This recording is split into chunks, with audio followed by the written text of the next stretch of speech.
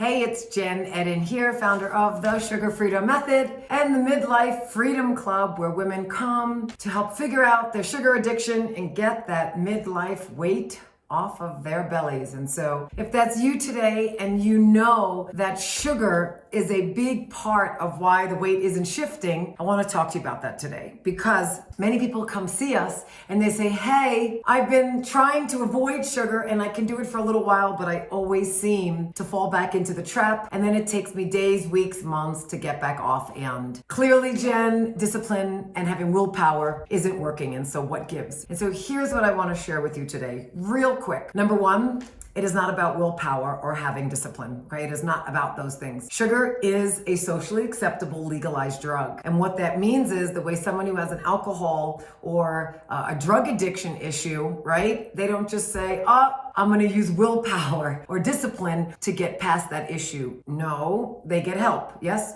They have 12-step programs. Yep. They do something and learn tools and strategies to not have that addiction anymore. The issue with sugar is it's socially acceptable.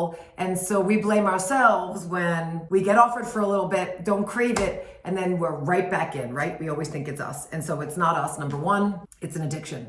So you can't use willpower or discipline. Number two, there's an imbalance in the body that you're having wicked sugar cravings. I want you to memorize this. There is an imbalance somewhere in the body. Typically, it is a gut health issue. Okay, that is something that we help you figure out and heal using the Sugar Freedom Method. So there's a healing that needs to go on. Usually your gut microbiome is out of whack and you're craving sugar. Number two, especially for women, oh my God, midlife, we've got hormonal issues that I will do in another video, but for today, you got to know it's hormonal. Number three, it's sleep. If we are exhausted, we're going to crave sugar for energy. We're going to crave sugar. And number four, really, really important, when our blood sugar is swinging, highs and lows, we crave sugar. We crave sugar. And number five, and you may or may not know this, but because sugar is an addiction, once you have it, you will recrave it typically for 2 to 3 days. And so if you're not having it for 2 days or so, and then you have it the third day, you've got 3 more days till this bugger needs to get out. And for some women, it is even longer than that. So if that's you, I would love it if you got off your own back and stop blaming yourself and saying, gosh, I need to be more disciplined. Ain't the truth, okay? It's one of the